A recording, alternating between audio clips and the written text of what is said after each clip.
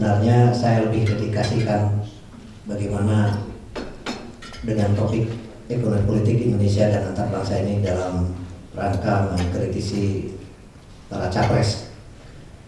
Tadi teman saya bertanya kok para, karena kalau para Mas Adi pun calon presiden sebenarnya. Jadi tentu saja calon presiden yang manggung sekarang dengan para calon presidennya, calon wakil presidennya. Bapak Ibu sekalian, oleh karena itu lanjut. Pertama kali saya ingin mengulas bahwa sebagaimana kemarin tanggal 15 menyaksikan debat calon presiden, ada kesan yang kuat bahwa kedua capres mempunyai satu visi yang kuat, di mana orientasi pembangunan yang akan datang ada semacam reorientasi. Saya menangkap bahwa keduanya sangat kuat ingin menggeser ke arah pemerataan, walaupun mungkin kalangan tertentu ada yang mengatakan pemerataan seperti apa. Buku saya pun sebenarnya di dalam salah satu inti dari isinya adalah bagaimana agar orientasi yang atau GDP oriented, pembangunan yang sangat orientasi GDP ini bisa digeser menjadi sesuatu yang mungkin lebih proporsional. Di dunia ini memang ada 3 kategori dalam menempatkan GDP. Yang pertama adalah yang kita sebut sebagai GDP oriented. Kemudian yang kedua adalah yang menempatkan GDP sebagai indikator semata. Dan yang dua ini kita pecah menjadi ada yang GDP sebagai indikator tapi dengan orientasi yang sosial demokrasi, dan yang berikutnya yang ketiga adalah GDP sebagai indikator dengan apa yang disebut dengan Asian Way atau Jepang sebagai salah satu modelnya, di mana yang kita kenal sebagai Japan Oriented. Bapak Ibu sekalian, salah satu contoh yang GDP Oriented yang menjadi pusat dari apa yang disebut dengan neoliberalisme adalah Amerika Serikat. Dia sebuah negara yang menjadi adidaya secara politik, ekonomi, dan militer. Juga menjadi pusat keunggulan ilmu pengetahuan dan teknologi di abad 20 dan 21. Tapi pada saat yang sama negara ini mengalami juga tingkat kemiskinan yang sangat tinggi di antara negara maju, sekitar 18%, homeless sekitar 12%, dan akibat dari krisis 2008 ada 2 juta menjadi gelandangan. Kemudian dalam kategori yang lebih tajam lagi adalah tingkat ketimpangan. Negeri ini 20% atau 40% kelompok bawahnya hanya menerima kurang dari 17% GDP mereka. Padahal seperti negara-negara Eropa Utara, Eropa Barat, umumnya 40% termiskin menerima lebih dari 20%, relatif merata. Indonesia juga saya kira selama 10 tahun terakhir mengalami pertumbuhan ekonomi yang sangat mengesankan, sekitar 6%. Dengan indikator ekonomi yang lain, inflasi sekitar 6-7%, kemudian bahkan devisa terbesar dalam sepanjang sejarah, pernah melebihi 120 billion US dollar. Tapi kemudian kemiskinan, extreme poverty memang turun menjadi sekitar 11,3%. Tapi yang nearly poor atau yang miskin sebenarnya dalam kategori Bank Dunia masih sekitar 47%, yaitu rakyat yang masih konsumsi sekitar $2 per hari. Dan yang lebih mencolok lagi adalah ketika awal pemerintahan 2004, Gini rasio Gini yang menggambarkan pemerataan atau ketimpangan itu sekitar 0,32. itu relatif merata. Malaysia sekitar kurang dari 3. Tapi 10 tahun kemudian BPS mencatat Gini rasio konsumsi itu adalah 0,43 2013. Padahal dalam penelitian kalau Gini rasio konsumsi sekitar 0,43, beberapa orang yang saya bimbing misalnya dalam disertasi maupun tesisnya itu dia tambah 1, itu yang disebut dengan Gini rasio pendapatan. Jadi sangat buruk ketimpangannya. Jadi ini yang saya kira gambaran mirip mimpi Anglo-Saxon di Indonesia ini, sebagaimana para otoritas ekonomi, bahwa memang tercapai stabilitas makroekonomi tapi dengan indikator sosial yang makin buruk. Bapak Ibu sekalian, saya kira orientasi para capres, kedua capres yang ingin menekankan kepada pemerataan, saya kira juga disampaikan dengan beberapa program-program atau visi yang lainnya. Walaupun mungkin kita bisa melakukan kritik pada keduanya, tetapi saya kira keinginan untuk misalnya nomor 1 ingin mengatakan nanti setelah 5 tahun yang akan datang Gini rasio menjadi 0,3, saya kira sesuatu yang patut kita apresiasi. Bapak Ibu sekalian, selanjutnya mengapa ini harus direorientasi? Saya kira lalu orientasi seperti apa? Karena kita ingat ada satu debat tahun 70-an antara Doro Jatun, waktu itu masih master, belum doktor di Berkeley, dengan Emil Salim yang sudah PhD waktu itu dari Berkeley, tentang pertumbuhan dan pemerataan. Tetapi waktu itu saya kira Doro Jatun walaupun menentang strategi pertumbuhan dari Emil Salim, dia tidak memberikan satu kejelasan mengenai orientasi apa. Saya kira sekarang ini tidak perlu terlalu jauh untuk mencari reorientasi, tetapi kita kembali kepada konstitusi Undang-Undang 45. Saya kira di sana tersedia sebuah resource untuk orientasi, untuk inspirasi pembangunan kita ke depan. Apakah orientasi yang pemerataan kita perlu meninggalkan pertumbuhan? Saya kira juga tidak. Pilihannya adalah pertumbuhan yang tinggi tapi rapuh, atau pertumbuhan ekonomi yang tinggi tapi sustainable, baik secara sosial maupun secara ekologi. Saya kira itu yang dan pesan dari Konstitusi Undang-Undang 45 adalah sebesar-besaran untuk kemakmuran rakyat, itulah pasal 33. Dan pesan untuk adanya sustainable dari development juga sangat jelas dari konstitusi kita ini. Jadi tidak benar dikatakan bahwa reorientasi pembangunan ekonomi yang lebih menekankan pemerataan akan mengorbankan pertumbuhan.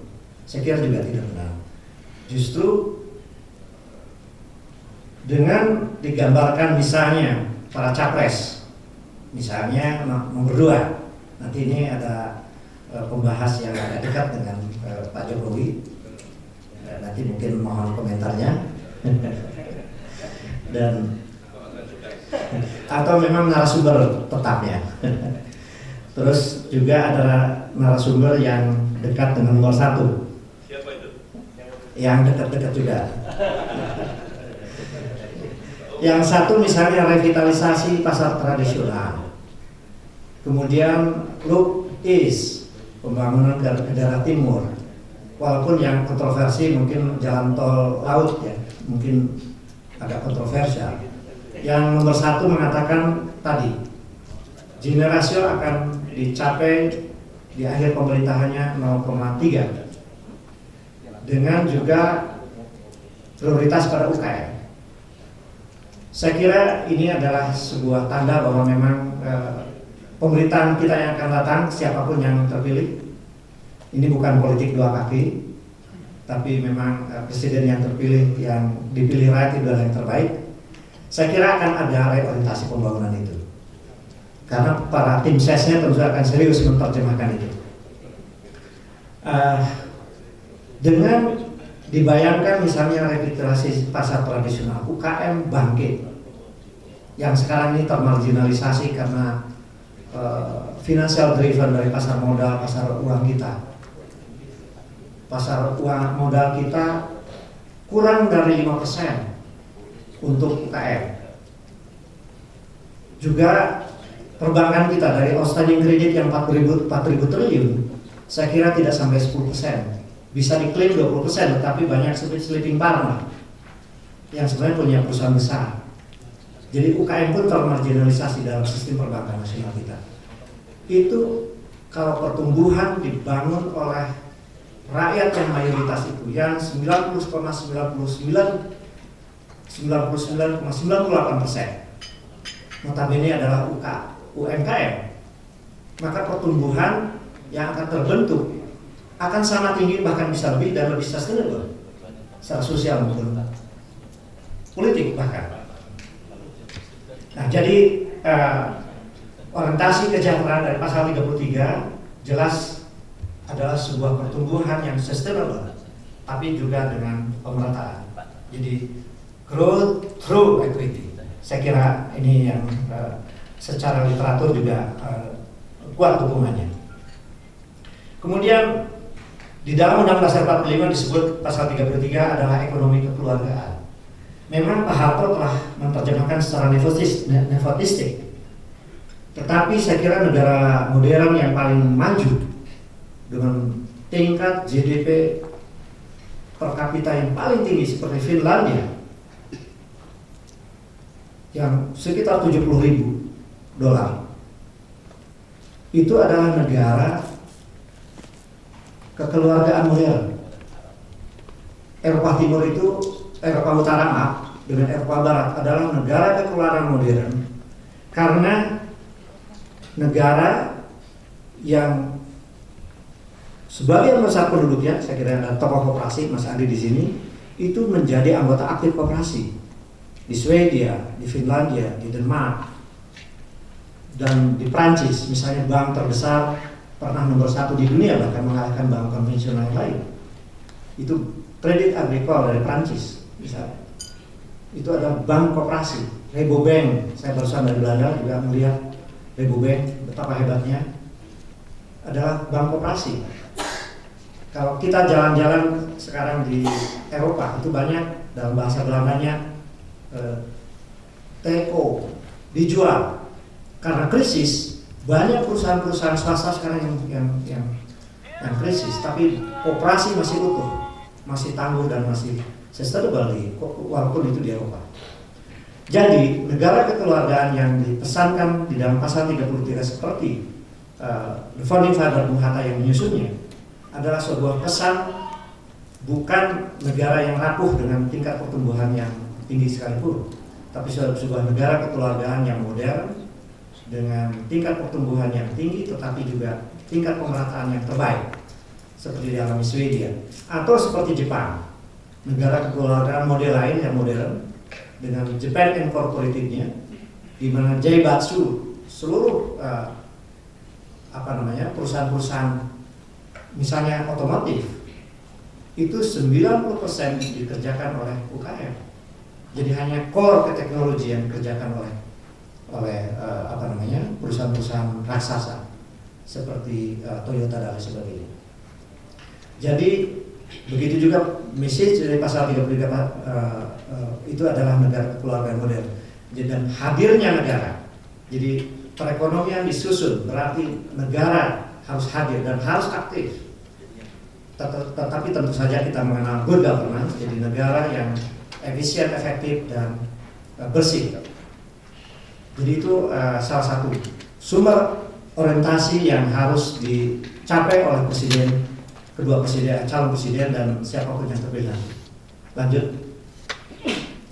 Nah, saya ingin masuk ke arah yang agak lebih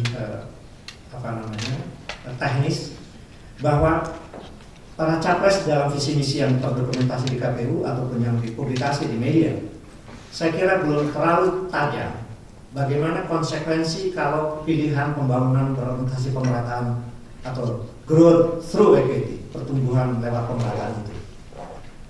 itu adalah salah satunya dalam politik fiskal. Kita tahu jumlah terakhir dari APBN kita sekitar 1.860 triliun.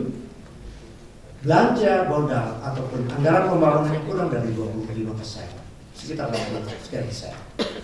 Itu sangat kecil untuk membangun Indonesia yang begitu besar. Yang ingin kata look is. Karena apa?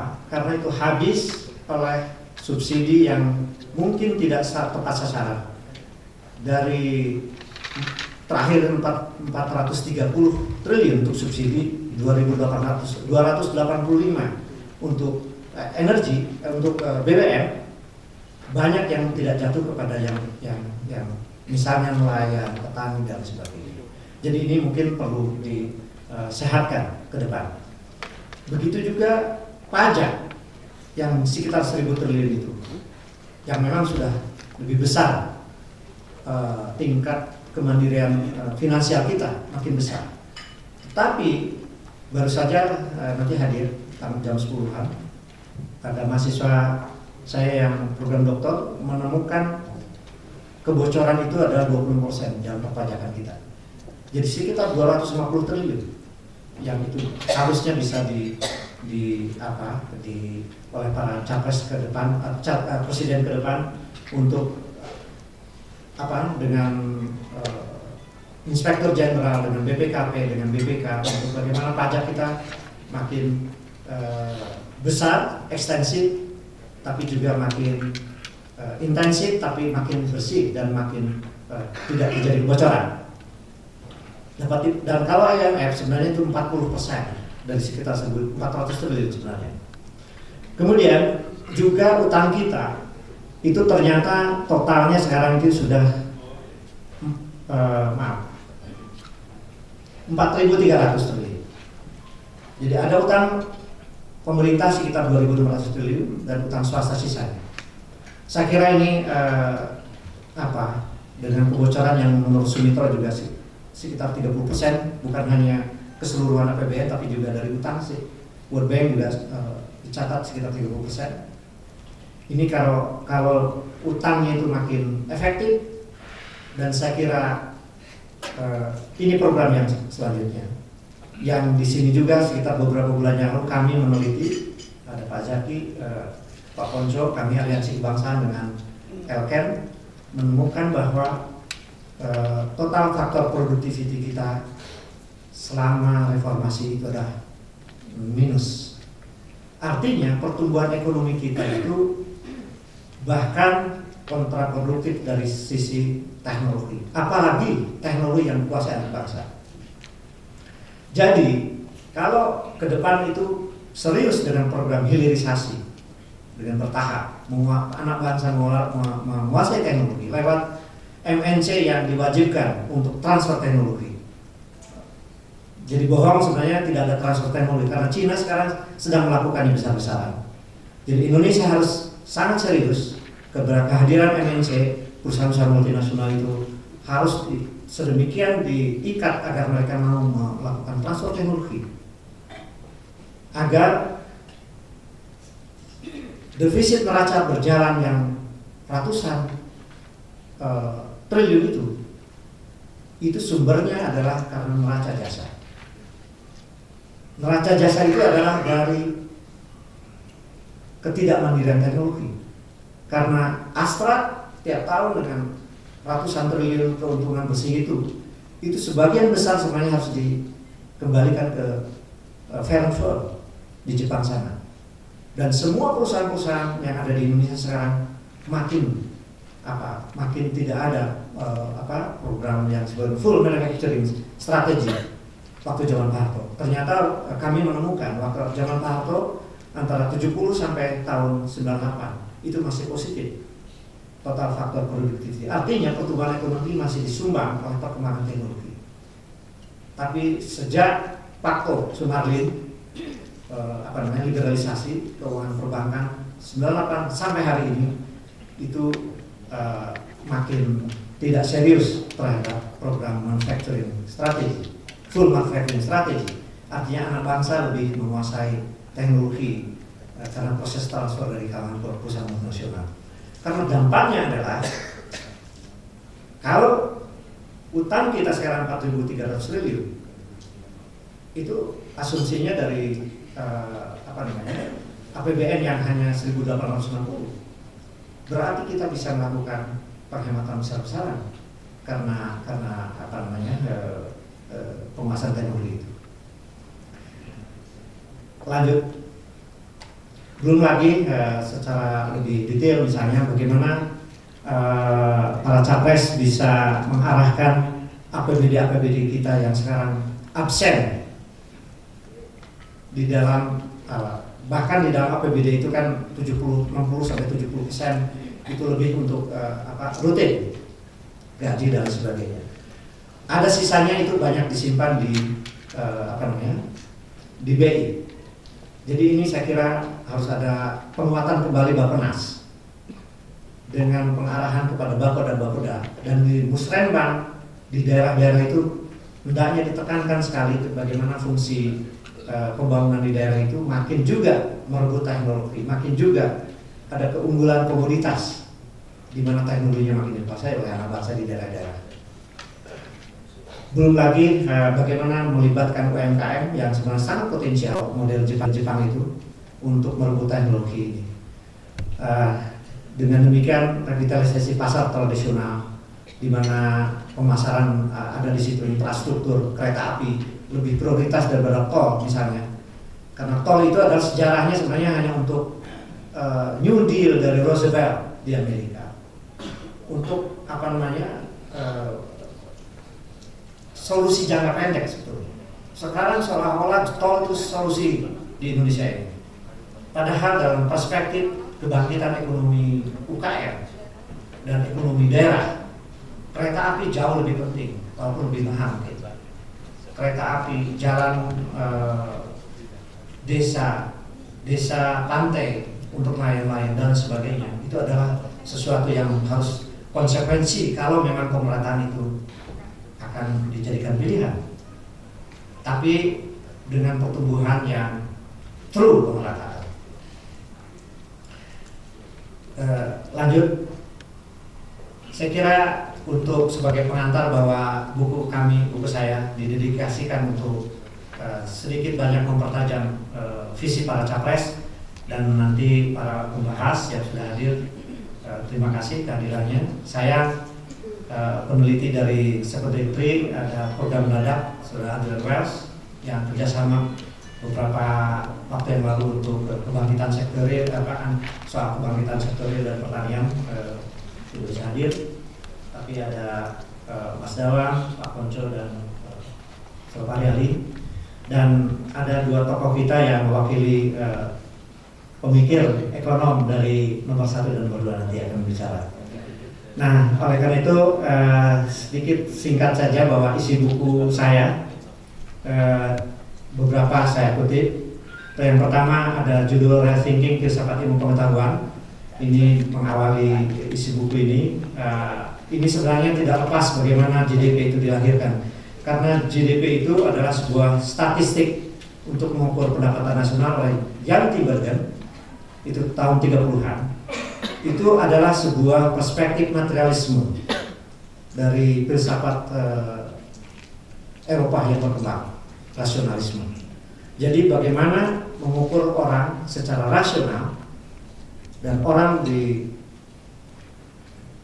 kepada materialisme, ukurannya adalah GDP itu. Jadi GDP sebenarnya adalah menuntaskan proses sekularisme. Kalau itu mau lebih kritis, sebenarnya sekarang nanti ada sebuah tulisan sebenarnya tentang the growth. Itu ada sebuah koreksi again of materialisme. Karena sekarang ada indeks kesejahteraan, ada indeks kebahagiaan.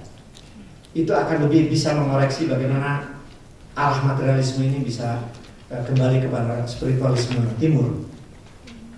Jadi dalam filsafat Rethinking Filsafat Ilmu Pengetahuan, saya menggambarkan bagaimana sejarah ilmu pengetahuan, hegemoni Barat, hegemoni yang melahirkan juga kolonialisme era abad 15 sampai abad 19, kemudian developmentalism, pembangunan sejak tahun 50 di negara berkembang sampai hari ini, termasuk hyperglobalisme yang notabene adalah merupakan neokolonialisme.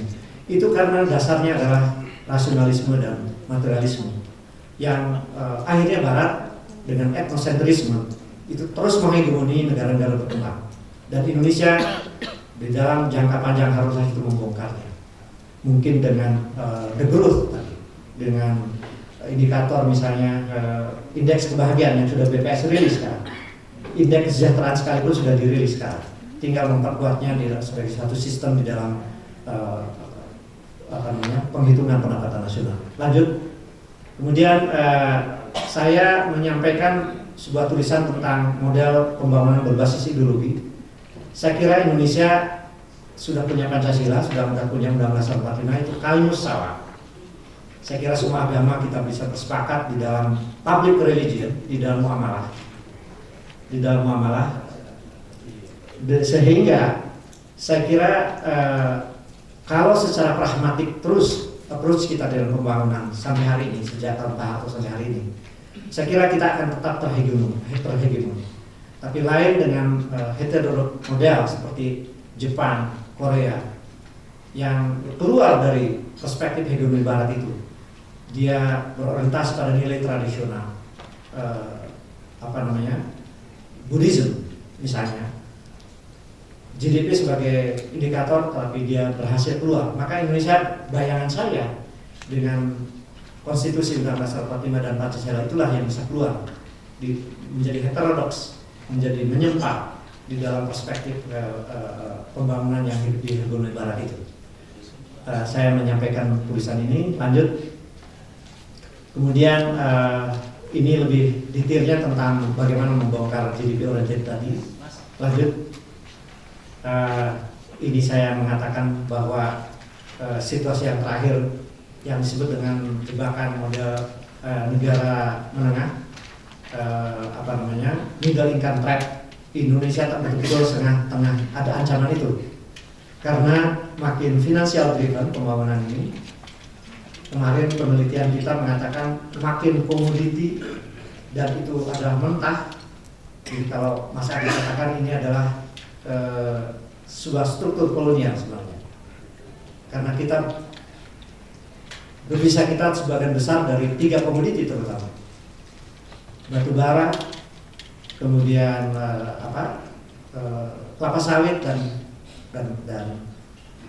karet.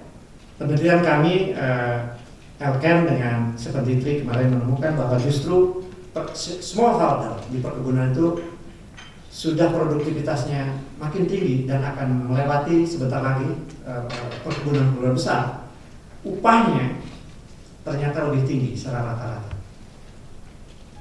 Di perkebunan rakyat itu upahnya lebih tinggi dari perkebunan besar itu. Jadi saya kira ini perlu juga reorientasi berbasis komoditi yang mentah tadi itu, dan harus makin diolah, dan mungkin harus makin didorong bagaimana UKM berperan di dalam perkebunan, pertanian dan sebagainya. Lanjut saja. Saya menggambarkan ini ada sebuah bukan debat dengan seorang ahli di Gatra tentang ekonomi pasar. Saya mengatakan ekonomi pasar itu ada 3 di dunia ini. Jadi selain ekonomi pasar itu komunisme, maka ekonomi pasar yang berbasis kepada market fundamentalism ala neoliberal itu adalah modelnya Amerika, Kanada dan sebagainya. Tapi ada ekonomi pasar yang model sosialisme demokrasi seperti Eropa Barat, Eropa Utara, dan ada berbasis yang Asian way seperti Jepang dan lain sebagainya. Indonesia ada di mana? Ini pertanyaannya memang. Lanjut, ini saya menggambarkan bahwa para otoritas ekonomi kita, kasusnya Sri Mulyani adalah contoh eksemplar yang memilih jalan neoliberalisme secara sadar. Karena wartawan pernah bertanya, mengapa waktu itu pertumbuhan 6% bahkan 6,5% dengan indikator makroekonomi juga yang sangat mengesankan, mengapa kemiskinan itu tetap waktu itu masih sekitar 13% dan yang $2 per hari itu masih 50%. Jawabannya khas sekali, bahwa itu adalah tanggung jawab kementerian yang lain. Yang saya heran adalah Gubernur Federal Reserve Amerika selalu di dalam pidatonya atau di dalam keputusannya mengenai berapa pertumbuhan, itu selalu mengatakan berapa kesempatan kerja yang bisa hilang atau bisa yang bertambah, atau bisa kemiskinan berkurang. Tapi Sri Mulyani mengatakan bahwa urusan kemiskinan adalah bukan urusan Menteri Keuangan. Saya kira ini ciri khas dari otoritas ekonomi yang berbasis kepada neoliberalisme itu.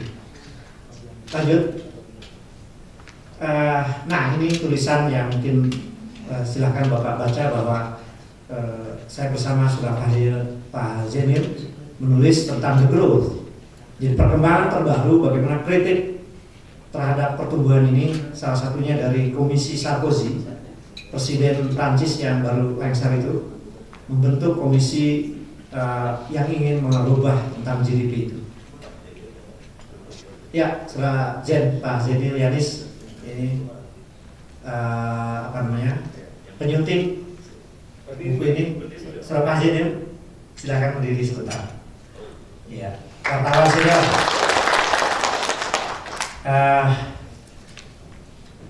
Jadi ini kami gambarkan bagaimana perdebatan itu dan apa yang disebut dengan the growth.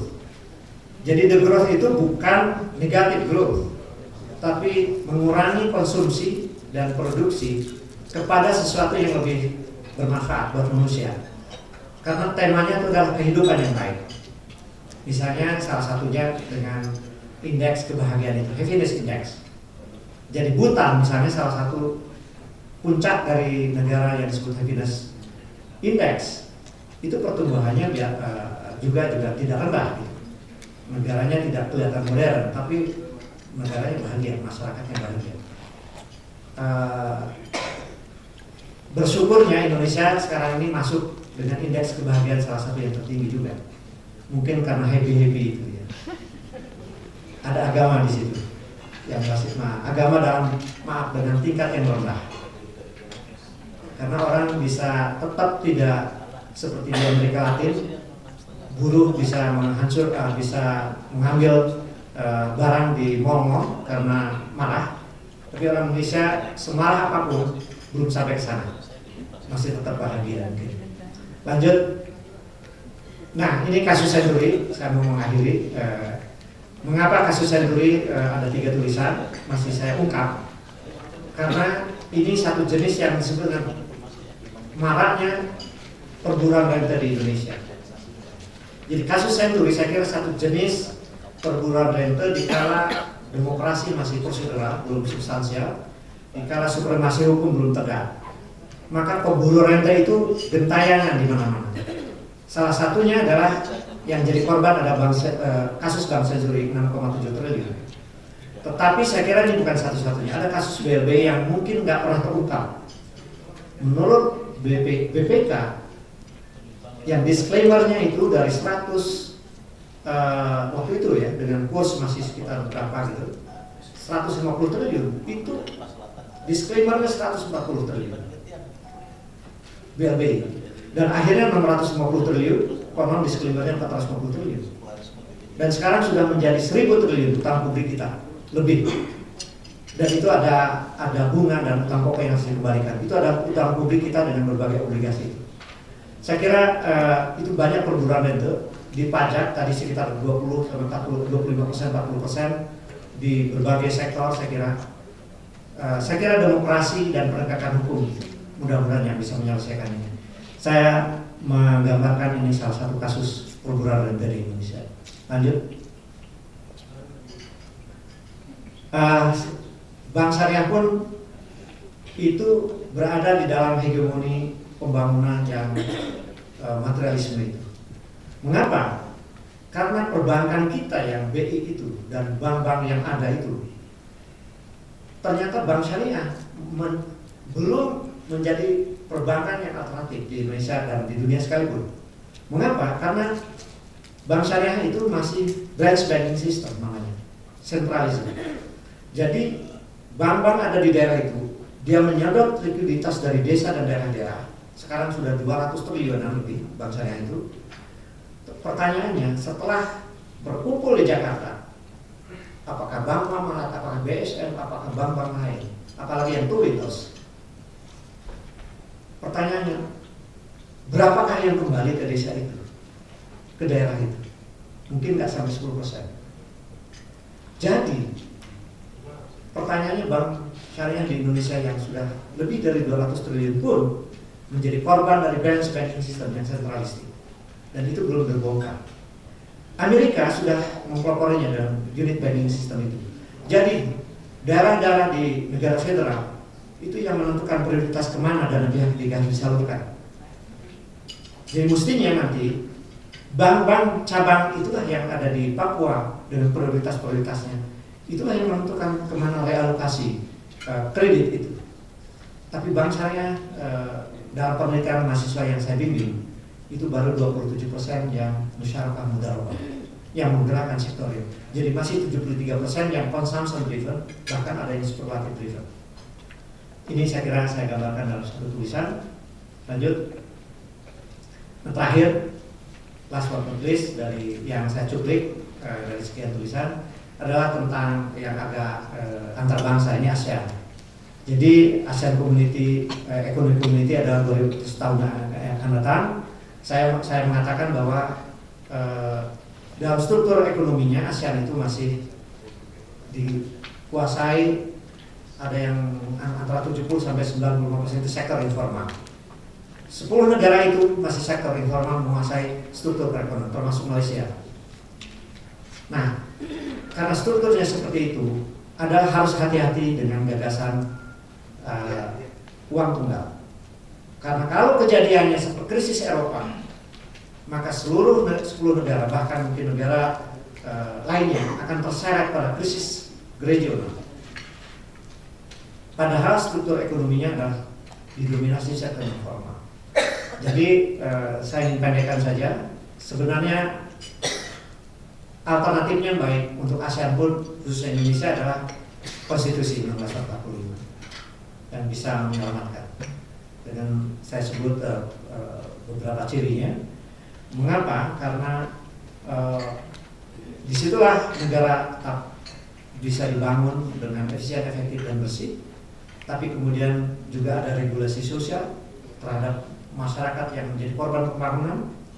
Tapi kemudian kita punya kewajiban untuk merebut teknologi dalam mengelola sumber daya alam, dan itu pesan pasal 33 ayat 1, 2, dan 3 itu. Sebenarnya amandemen yang pasal ayat 4 pasal 33 itu juga pesannya tentang demokrasi ekonomi. Mas Dawam, Mas Adi saya kira dua eksponen yang selalu menghancurkan demokrasi ekonomi. Juga pasal amandemen dari pasal 23 juga mengatakan APBN untuk sebesar-besarnya pembangunan raya. Itu yang saya uraikan bahwa ini juga yang belum dicapai. Banyak peristiwa banggar yang sekarang lagi dibatalkan di MK untuk Kesatuan 3 sudah konon sudah tidak boleh ber-MK, tapi orang-orang DPR akan mempertahankannya. Saya kira kita harus perjuangkan itu agar APBN murni untuk pembangunan sebesar-besar rakyat. Dan saya kira orientasi dari pasal-pasal undang konstitusi itu menjadi orientasi juga ekonomi Asia. Saya kira bukan mustahil. Saya kira sampai di sini. Mohon maaf agak panjang. Wabillahi hidayah. Wassalamualaikum warahmatullahi wabarakatuh. Maaf, saya ada ucapan terima kasih beberapa menit. Terus ada di ujung.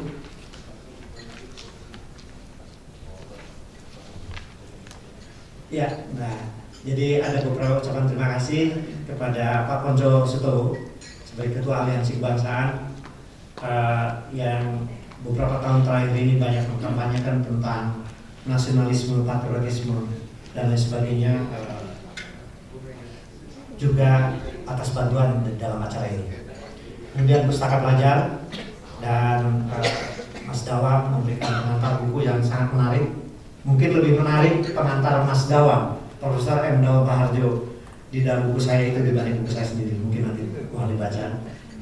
Kemudian pengantar dari Profesor Sofyan Effendi, Ketua Umum Asosiasi Profesor Indonesia, juga memberi pengantar. Sayang beliau harus memimpin rapat karena ada rapat yang beliau harus pimpin langsung, API, Asosiasi Profesor Indonesia, dengan Majelis Profesor Malaysia di Hotel Grand Melia hari ini persis. Jadi beliau akhirnya tidak mendadak, acaranya tidak bisa hadir. Terima kasih. Kemudian Adrian Wells, peneliti dari UK, Sekretari juga memberikan pengantarnya dan buku ini. Terima kasih. Dan Saudara Fazil yang sahabat saya sejak mahasiswa, bekas ketua senat itu, sesama aktivis Dewan Mahasiswa, Saudara Fazil menjadi penyunting buku saya. Kemudian teman-teman di Elken yang sudah beberapa 2 tahun terakhir ini melakukan penelitian, ada Pak Zaki salah satunya, ada Dr. Safruddin Bahar juga hadir. Kita pernah meneliti kemarin 1 tahun terakhir dengan kerjasama dengan Pak Ponco tentang keterbelakangan teknologi dalam pembangunan di Indonesia. Akan diterbitkan ya Pak Ponco, kira-kira insya Allah. Kemudian kepada Sekretari, karena ada kerjasama tentang ancaman sektorial khususnya dalam pertanian dan riset-riset lainnya. Lanjutnya kepada pembahas yang bersedia hari ini,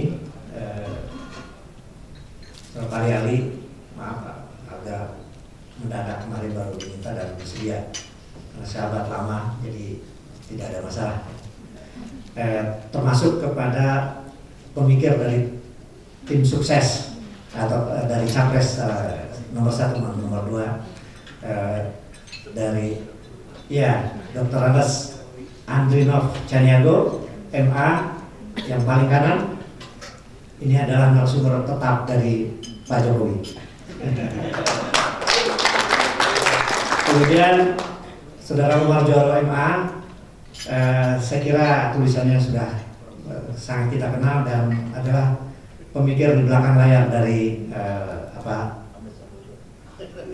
jangan lupa ada Angger Sambodo, kembarannya itu suka, cuman sekarang tidak pakai kumis. Kembarannya, mereka berdua adalah pemikir ekonom dari timnya Hatta Rajasa, sekaligus juga Prabowo. Juga saya mengucapkan terima kasih kepada kepada Gubernur Lemhanas yang tidak sempat hadir, Wakil Gubernur Lemhanas, karena selama 7 tahun saya sudah berada di sana melakukan intellectual sharing tentang macam-macam soal milik kebangsaan. Juga pada Rektor IPB, dosen IPB yang hadir, ada Pak Amo, Profesor, salah satu pengajar yang dimana kami melakukan pembimbingan dan sebagainya. Lanjut, maaf tadi ya.